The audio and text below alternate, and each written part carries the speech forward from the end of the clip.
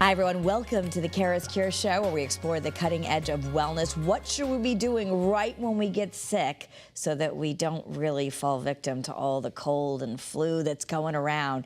If you're sniffling, if you're coughing, you are not alone. So how do we stop germs in their tracks and get better fast?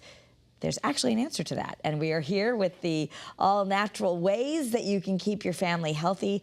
Naturopathic doctor and expert in integrative medicine, Dr. Jennifer Stagg from Whole Health in Farmington is here. Welcome. Thanks for having me. So the reason I did this show, I said, I'm fortunate to have talked to you enough times to know what we should do, and I do think a lot of these things really work. And I had some oregano pills on my desk, and everyone was getting sick, and I started passing them around. They're like, why does this work? So I'm getting to this backwards, but people start to feel sick, and they think, oh no, I'm going under, and that doesn't really have to be the case. No, absolutely. So even like when I barely ever get sick anymore, and it's because as soon as I feel something, I'm taking supplements right away. Okay. And I've like educated a lot of my patients to like, let's start these right away. So they have stuff in their medicine cabinet that they can take. So people might have heard of some of these, but I'm not sure that you would have heard about oregano. And oregano, I do think it's been a game changer in my house, but it's not just the oregano we're putting on pizza. Tell us about why oregano really helps. Yeah, so oregano oil, which you can get like in gel caps over the counter pretty easily. This specific product is my favorite one that we use in our practice, called ADP, and it's an emulsified oregano oil. So it's this patented type of oregano oil that gets really like delivered into your cells really well. But what it does is it's antiviral, like directly against a virus. It's also antibacterial, so we even use it when people are kind of like going into more of a secondary stage sinusitis or even like bronchitis, pneumonia or something like that. Ear infections, we'll use it. But it's also anti-inflammatory, and that's a really key part of a lot of the herbs, like plants, botanical medicines that are used for fighting viruses. Is not only do you have this direct antiviral activity, you have anti-inflammatory activity. So when people are like getting those symptoms like stuffiness, all these even like post-viral symptoms, we'll use something like ADP to really help with that as well. But it will shorten your like course of illness if you start it right away. Yeah, I feel like when I've been doing this, I've been able to avoid things. This, again, ADP Biotics Research, you can Google this and find this online.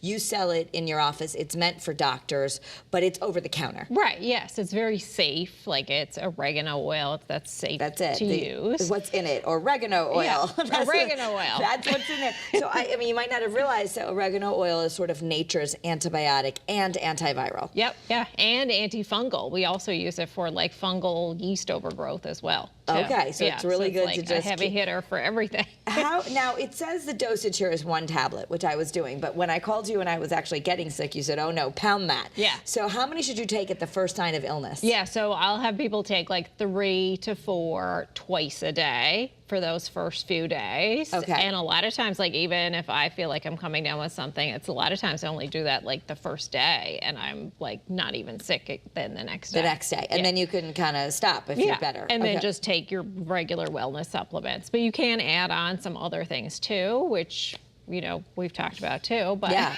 so that's something you might not realize, and that's like, uh-oh, I'm sick. And this is safe for kids too, although if your kid doesn't take a pill, then can you take a regular oregano oil? Right, yeah, so I would say more so like teenagers would be more likely to be able to take this, because oregano oil, just like straight up oregano oil, I don't think you're going to get little kids. My little kids certainly wouldn't have taken that. Okay, so. But my teens will take this. Yes, I gave it to my son. Right? He didn't mind. He said it tastes like oregano. Yeah. That's all. But you don't, I will say, there's no oregano burping like after. Yeah, okay. It's not repeating. So the next thing, so that's one thing that you want to have in your arsenal. And the next thing, what would you say? I would say there's so many great options. I would probably say elderberry is another great, like antimicrobial. So this is another powerful antiviral herb. Great studies on this for reducing severity and length of illness. Okay. And even like placebo controlled, where this big Norwegian study that was done, and it reduced the illness by 4 days, which is pretty significant. Like that's kind of above and beyond what some prescription antivirals do. And this is your brand, Elk Nutrition at Whole Health Wellness, which you can pick up at your office in Farmington. If you're not going to do that, there's elderberry. I see it at the drugstores, at Whole Foods. There's Zarbee's, there's Sambuco, I think. Yeah. Those could be, can we get those? Right, yeah, and even like traditionally prepared, even local preparations of like organic elderberry syrup are great as well.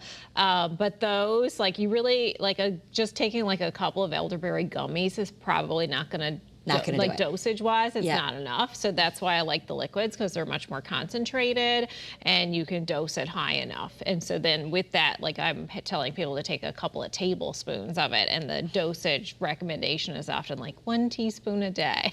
So you would take 2 tablespoons. A couple of tablespoons. And it doesn't this taste is like, bad. No, and it's pretty tasty. And again, like kids will often take this. Like that's a liquid that you could give to kids, and it's really safe. I think it tastes a lot better than cough syrup for sure. Yeah, for sure. And how soon will it start working? How do you know if, like, okay, it's working? And so there was even research done with like air travelers and like people who are like prone to, in these enclosed spaces and coming down with illness, and it showed that they were less likely to even like get sick than other people who didn't take it. So just even within that exposure time.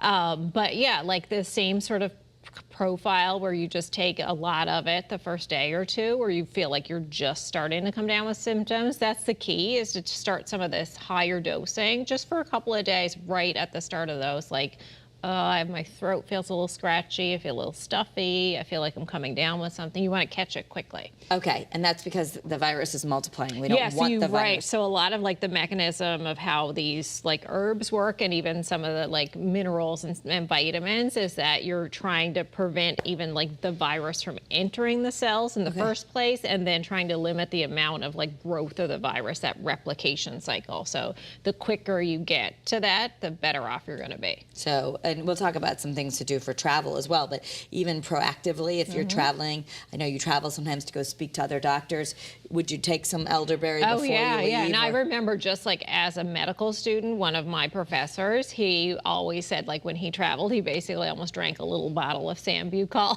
Every day? When he would travel, like with air travel, like that was his go-to. Speaking of air travel, I just saw our camera went on this, and this is an over-the-counter product, Xlear or Clear, I don't know how you pronounce it, but this is something you really like if you're going to be getting on a plane? Yeah, or like crowded spaces as well. So the only ingredient in here is xylitol, and xylitol you'll often see added as a sweetener, like it's a sugar alcohol. So it's a very safe, natural ingredient. But what it does is, it limits the ability of a virus to attach to your upper respiratory cells, and so that's going to like keep you from getting a viral infection, basically. So pretty cool stuff. You would do some of that before you're getting on a plane, before you go to a big party. Yeah, like exactly. So I'll recommend that. Like I just had a patient this week, and she was traveling for the holidays, and she's like, what can I take in addition to some of the other stuff that she's on just for wellness anyway? And I told her to grab a bottle of this and just use it while she travels. Okay, so that's great. Again, a lot of it you want to have in the house already. All right, so we've done oregano, we've done elderberry. This, if you're getting on the plane, can really help. And what else? I guess so maybe we talk like some other big heavy hitters, I guess, that a lot of people might have heard of. Zinc, I would say. So you'll see zinc in lozenges, like elderberry zinc lozenges. That's great. Like I think it's great to buy some of those lozenges, and you can suck on those as well. But like the level of zinc you need to limit the virus, that whole like replication and infection stage, is high. So like the studies on zinc, you should be taking somewhere like 80, 90 milligrams just those first couple of days, and that will reduce the virus. Yeah, I have some zinc at home that's 50 milligrams. It's a bigger white pill. Yeah. But you would take I'd probably do 2 of those for at least a few. Yeah, you could do it all at once. You could split the dose, and I would do that for at least a few days. And certainly if you were sick and it was lingering, you can take a dose of zinc like that for a week, and it's fine. Yeah, so again, you want to start it at the onset of a higher dose to really shorten it. Now, there's something called NAC that many of us might have been familiar with during COVID. People were really hearing about NAC. What is that, and how do we use that? Yeah, so it's an antioxidant, basically, kind of an amino acid type antioxidant, and it is really helpful for general immune support, and there's research showing that if you take it on a regular basis, it does reduce the risk of getting like influenza, and it was actually placebo controlled in a pretty large study. But also what we know about NAC is that it does also shorten the severity and length of respiratory, like viral infections as well. And again, like a really safe supplement to take. I'm looking forward here. Oh, this is zinc. Okay, so maybe the NAC is over there. But NAC, if you just walk into like a Whole Foods, I know you have some in your office, and you really want good quality supplements. Right, and take enough of it is also key those days. So it's like a lot of times on the bottles, with many supplements, it'll just say 1 or 2. And that's certainly just, you know, as a safety precaution. And if you were on a lot of medications, like you really should, of course, like I always say, check with your own doctor. Yeah, with your doctor. But NAC is something we also use as kind of like for mucolytic. There's a lot of research on it for patients with COPD when they're in a flare to help with like expelling a lot of that mucus. But it is really helpful for like the inflammation, but it does actually shorten the length of your illness too when taken at the beginning of symptoms. Here, I'm just looking at all the bottles here of there's different a lot things. I've got there. And it doesn't mean you're going to take all of these. I mean, but we're talking about some things that are easy to access. I mean, NAC might be something a little bit that people aren't as familiar with, but this is one of those things that if you went to the emergency room after taking like too much of a drug, they might intravenously give you NAC to kind of clean you out, to detox you. Yeah, so there's like medical usage for NAC as well. So it is a pretty well-studied supplement. There's a lot of research on NAC. We could go on and on about that, honestly. Okay, and I think it's very good for your lungs too, right? If it's for upper respiratory. Yeah. So like people with this chronic cough, and just like as I mentioned, COPD, there's usage there, but there's a lot of this chronic cough going around, and I found NAC being helpful for a lot of those patients that are coming in where they haven't seen me right at the beginning. They're coming in for just a routine follow-up, and they're like, I'm on week 6 with this cough now, and they've like done antibiotics, they've done prednisone, and it's still not clearing. And then I'm typically like NAC is part of what we're using, and Manuka Honey also. Okay, so let's start with your protocol, and then we'll move on to the honey. How much NAC for that chronic cough you can't get rid of? Yeah, that type of cough, I would probably do 3,000 milligrams. Okay. So a lot of the over-the-counters might be 500 as a common dose that you would see there. So you would have to take 3 in the morning and 3 at night or something like that. Divide that dose however Do you have you to take it with food? You don't have to take it with food, and it doesn't really cause any nausea or upset stomach. Okay. Yeah. Now, Manuka Honey, what does that do, and how do we take it? So Sounds yummy. Yeah, exactly. So you find it just in the grocery store with all the other types of honey typically, and you'll see I'm seeing more and more lozenges with Manuka honey in there too. It's a really special type of honey that comes from New Zealand, and the active ingredients in there that are really like antiviral, anti-inflammatory.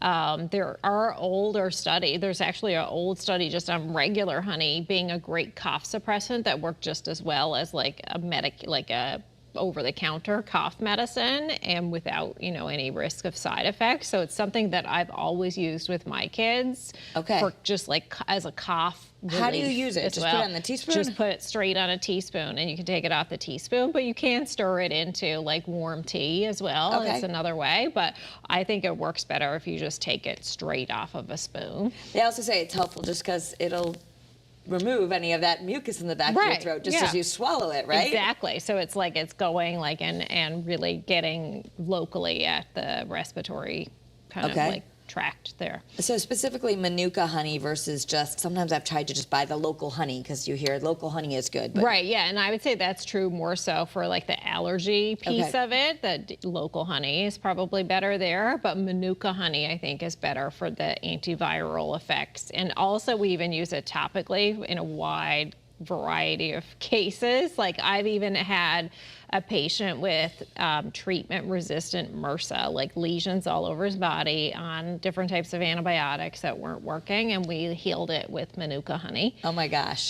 It's pretty cool stuff. I know, because people hear that and say, you're not curing MRSA with honey. But often, just so people can understand, and I think when they, what kind of doctors? Right. So, naturopathic doctors, a lot of times you end up seeing the people who either A, want optimal health, or they have been sick and the conventional system isn't helping them get better. So they end up in your office being like, what can you do for me? Yep. Yeah. And we get a lot of referrals also from other specialists that they are kind of like, okay, well, I don't have anything else to offer beyond the medicines that they're on, and the patient's still not well. And then we can help them kind of like get a different perspective on some things that may be going on in terms of like their lifestyle or other even like medical issues that maybe not have been identified. So it's just a different sort of approach. And a lot of times it works well complementary. And people think, oh, a naturopathic doctor will say I'm not allowed to have any medicine. That's not the case at all. Absolutely not. Yeah, we like our approach in our practice, and most naturopathic practices is one of integration. So we're like working together as part of the healthcare team. And sometimes patients can reduce their medication, and sometimes they come off certain medications, but it's not like the goal of working with us, right? But some people do come in and they're like, I really want to get off this blood pressure medicine or something like that. And it's possible. That is, in some cases that is possible as we're, working on diet and lifestyle. They may be losing weight. We're addressing nutritional deficiencies, all that sort of stuff. And then, they might, like their blood pressure is getting lower and they need their medication adjusted. And might be able to come off of it. Okay, so back to all of these things. So you're starting to feel sick, or your kids are starting to feel sick. A lot of people know about vitamin D, but I think a lot of people don't know how much they should take and when. Right, yeah. So when we're talking about like at the onset of illness, it is a high dose. Like there's a study showing like a high dose that first day when you get sick. So it's like 50,000 units of vitamin D, which is a lot. Most people, for just a regular maintenance dose, would be taking 2,000, some even 1, which I would say is probably a little bit low here in Connecticut. A lot of my patients, I need to dose them at 5,000 a day. So this would be not, certainly, there is risk of toxicity with taking too much vitamin D, so you wouldn't want to take 50,000 a day for like a week. You don't need to do that. This research is you take that high dose one day, and then go back to your regular dosing, or you could take a higher dose a couple of days. You could split up that 50 and take that for the first few days of illness, and that's been shown to reduce the severity and length of illness. Okay, so again, a lot of it is acting right when you start feeling something. Listen to your body. Yeah. And so if you were to do 3 things right then, like, I don't feel good, something's off, what would you do? Yeah, so I think oregano oil, first of all, like that's the first thing that I go to. And depending on like what sort of symptoms are presenting, I might layer on the elderberry as well with that, because they're both sort of acting somewhat similarly. But then I would definitely think about zinc and probably that high dose of vitamin D in there too. So the oregano oil, we talked about at the top of the broadcast, but that's the ADP again. I have seen this like totally wipe things out of me, which I never even knew that. Anyway, it's like nature's antibiotic. So you could layer these things, do one or the other, and of course the basics. Rest and fluids, right? It doesn't mean that you take this stuff and then you run around like crazy and think you're not going to get sick, right? Exactly. Although this time of year, who can afford to rest? But you do need to kind of like lay a little lower, do maybe a little shopping online, and expedite the shipping, but a little more sleep if you can. Like get to bed a little bit earlier, for sure. Water, hydration, super important. That is really important. So making sure you're adequately hydrated, not overhydrated, of course, but adequately. What about eating? I know sometimes I'll eat the crushed garlic, that's also antiviral. But the things that we should be eating that day, the next day to wipe it out. So you really want to limit like too much sugar, because that does have a depressive effect on the immune system, and certainly like, lots of color, garlic is great, onions, green leafy vegetables, those are all going to be great. And then making sure you're eating enough protein too is really important for healthy immune function. Okay. Yeah. So don't just sit there and eat crackers. Yeah, that's bad. That's not. Even though that might be what your appetite, Yeah, if you're really feeling unwell, but you need to get a little bit of protein in there. Try to get some onions and garlic. Chicken soup. Yeah, exactly. Chicken soup. There's a reason why our grandmothers gave it to us. Okay, so we've talked about honey. We talked about the other things.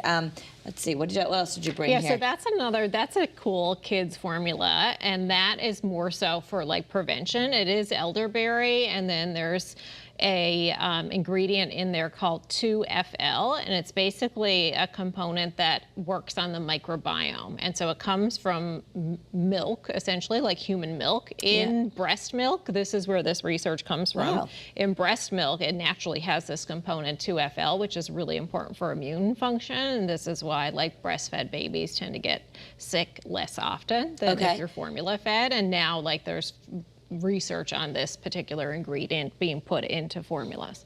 So this is a company standard process. You could Google that, and I'm pretty sure, I know they sell it in doctors' offices, but you might be able to get it online as too. I've never seen standard process on the shelves, though. Yeah, it does not come, like you won't find it at Whole Foods or CVS, so you would have to order it through a provider or through like a direct link through which you're standard local. process. So wholehealthwellness.com. Yep, wholehealthllc.com, and we're in Farmington, right next to the Red Cross building, like near the Yukon Health Center. Which I know you carry a lot of the stuff in your practice, but people can also order online from you or call the office and they'll ship. Yeah, exactly, and we ship out. Okay, so so these are good things. Now, if you're walking into Whole Foods, you can also find some good brands of things there too. You just want to be careful of, just getting anything, I guess. Exactly. So otherwise you might be wasting your money. Right, yeah, and you want to like something like Nature's Way Sambucus. Like Sambucus is the name for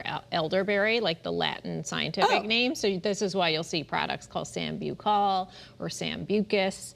And those syrups, like pretty much any of those that you find over the Zarbee's sometimes at Whole Foods, those are good. Check those. That would be fine. I mean, they are yummy. They really are. Yeah. And even my pediatrician, who's not a naturopath, told me to get it for my kids. Stuff. So yeah, it's good. So those are yummy. And the other thing you brought over there, which I love, that traditional medicinals brand. You brought Breathe Easy. Sometimes I've used Throat Coat. Yeah, so there's a number of different respiratory teas that they have in their line, and you can really use pretty much any of them, honestly. The tip that I have with herbal teas is certainly to buy a good brand like Traditional Medicinals. They're a really good quality brand. And take the tea bag, and what I do for like more of a medicinal effect is have people take 2 tea bags per cup. Okay. And then steep it for a long enough period of time, so you're getting like a double concentrated cup. And then I also tell them to put like a saucer or a little like cover over the teacup, and it concentrates in a lot of those like essential oils, volatile oils that are found in those herbs. So it just makes it more potent. And then you could put your Manuka honey in there, and you've got like a great little immune tonic. 2 tea bags and steep it for like at at least least 5 minutes. I say like go 7 to 10 minutes and keep it covered. Okay, and then I've also heard sometimes when you take the tea bags out, squeeze them. Oh yeah, squeeze them for sure and get all that goodness out. I think their whole Traditional Medicinals, their whole line is herbs that really work. And that's, I think, what I hear most from friends, like, does this really work? Right. And so what you're saying is sometimes people will just be taking like something that's not very potent and they're not getting any effect. Right, so, and then it's not going to work because you're not taking enough of it. So if you just take like a couple of elderberry gummies and say it didn't work for me, well, yeah, it wouldn't because it wasn't enough. Yeah. Yeah. Is there anything you need to be careful of where people can also go the other way and go overboard and be like, I'm taking vitamin C, I'm taking vitamin A, and they're taking too much? Are there certain vitamins that we have to be careful of? Right, yeah. So if you take like vitamin C, we didn't talk about, I don't think, did we? No, not yet, which we can, so, yes. yeah, but vitamin C, if you take too much vitamin C, you'll pee it out, but it will also stimulate your bowel. So people will get like loose stools, they can have diarrhea from it if they're taking too much vitamin C. That's not bad necessarily. Like, it's not like a toxic reaction. And sometimes people will use it because they're constipated and they take like a lot of vitamin C to keep them regular, which there's better ways to approach it, but sometimes we add a little extra vitamin C. But the research on vitamin C is it's mixed, I would say, when it comes to respiratory infections. There's really good data on vitamin C, but more consistently, it's natural vitamin C or vitamin C that has bioflavonoids mixed with it, which are natural. Like when you have vitamin C rich foods, it's going to have other ingredients in there, so then it acts more synergistically. And so it really helps to... Like eating an orange. Yes, exactly. So some people will say that too, like, oh, fine, why do I have to buy all this? I'll just eat it. But if you're trying to get it because you're actually sick, is the reason that you might have to eat like 7 oranges. Yeah, and that's you'd have to take a lot, take in a lot of it. And so then it's often easier with something like vitamin C. To get that level of zinc, it would be hard to do that from diet. Like you'd eat a lot of nuts and not feel well, kind of. Yeah, okay. So what about when it comes to our gut? We're hearing so much about the microbiome. The probiotics are super important. Are they important at the onset, or are they just important that we should be taking them every day? Yeah, so I think probiotics more so as like a long-term approach. The studies on probiotics are to really just like take them through cold and flu season, and there are really good research studies that have shown, and they're looking at specific strains. So some of the like recommended products that I'll use in my practice are based on some of that study, this research, but it can reduce cold and flu severity in days missed by like 60-65%, which is like, you take a flu vaccine some years doesn't come close to that in terms of effectiveness, right? And this is stuff that you could do if you've taken your flu vaccine. Right, like you put that on top an antibiotic. of it. Right, yes. Could you take an oregano pill even if you're taking an antibiotic? Yep, absolutely. There wouldn't be any interaction. There's not interaction. Totally safe. Okay. So we have our final 2 minutes. I want to go back and give people their action steps.